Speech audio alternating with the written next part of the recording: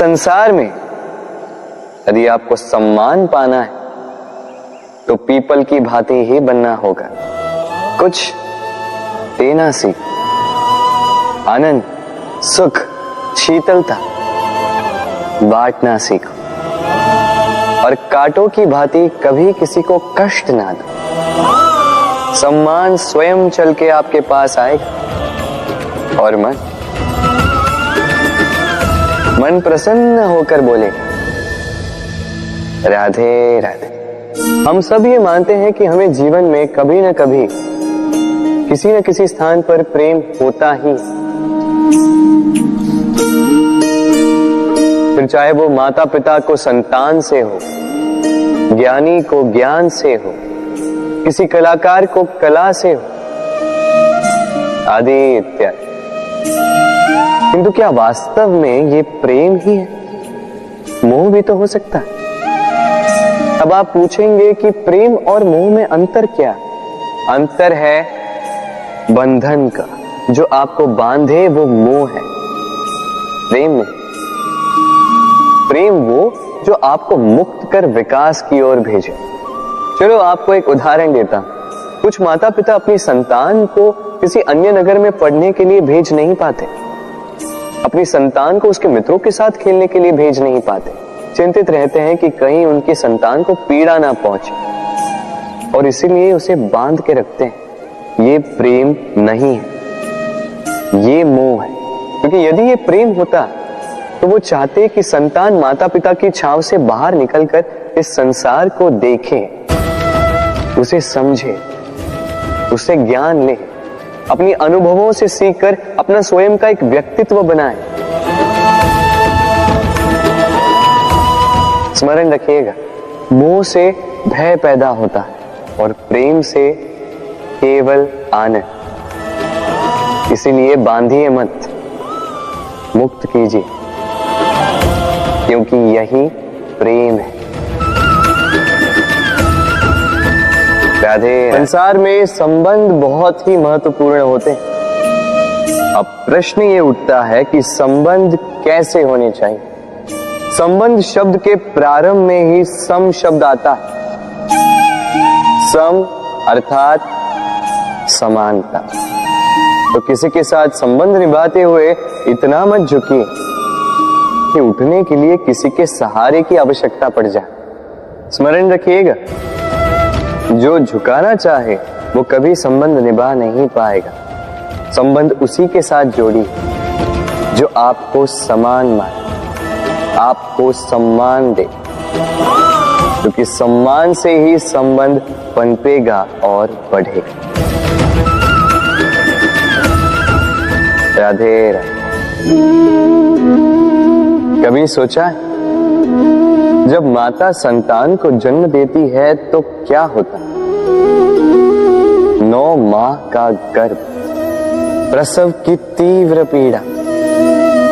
कहते हैं ये पीड़ा इतनी भयंकर होती है कि मानो जैसे संतान के जन्म के साथ माता को भी एक नया जन्म मिल जाता है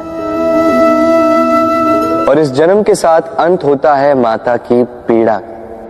किंतु यदि आप दृष्टिकोण बदलकर देखें तो आप ये समझेंगे कि पीड़ा का ये अंत एक अपार आनंद का प्रारंभ है। आरंभ संतान का और संतान माता पिता के लिए सुख का प्रारंभ है। जीवन के साथ भी यही होता है। हम कभी कभी किसी संबंध या किसी स्थिति के पीड़ादायक अंत के कारण इतने विचलित हो जाते हैं कि उस आनंदमयी प्रारंभ को देख ही नहीं पाते। स्मरण रखिएगा, पीड़ा आनंद के प्रारंभ का लक्षण।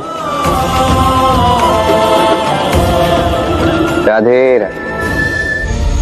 व्यक्ति के सर पर जब क्रोध चढ़ जाता है तो उसे सत्य और असत्य के बीच का ज्ञान नहीं होता। क्रोध उसकी दृष्टि को धुंधला कर देता है और फिर उसके पश्चात केवल माया और कपट ही उसे आगे का मार्ग दिखलाता है। अपने स्वार्थ की सिद्धि के लिए। अग्नि क्या करती है?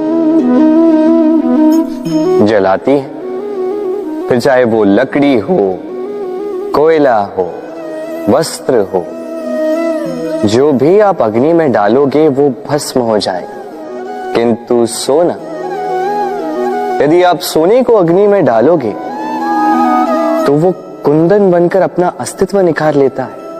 यदि आप लोहे को ताप दो तो वो फौलाद बन जाता है।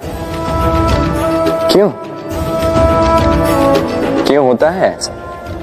क्योंकि उनके भीतर की अग्नि उनको जलाने वाली अग्नि से अधिक तीक्ष्ण होती। ये अग्नि है निश्चय की, ये अग्नि है पवित्रता की। यदि आपका निश्चय दृढ़ हो, आपके विचार पावन हो, तो कुंदन बनकर निकलोगे, फौलाद बनकर निखरोगे, भीतर से बल पाओगे और कोई आपके साथ अनिष्ट नहीं कर पाएगा। राधे राधे। व्यक्ति का जीवन क्या है? अब आप कहेंगे जन्म और मृत्यु के बीच का समय। और मृत्यु कब होती है?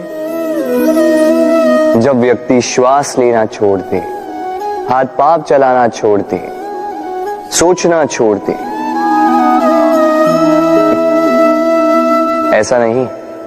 देखिए, जल की मृत्यु तब नहीं होती जब वो सूख जाती। जल की मृत्यु तब होती है जब वो प्यास बुझाना बंद कर देती है। सूर्य की मृत्यु तब नहीं होती जब उस पर ग्रहण लग जाए या जब सूर्यास्त हो जाए। सूर्य की मृत्यु तब होती है जब वो भविष्य में इस संसार के जीवों को प्रकाश की आशा देना छोड़ दे।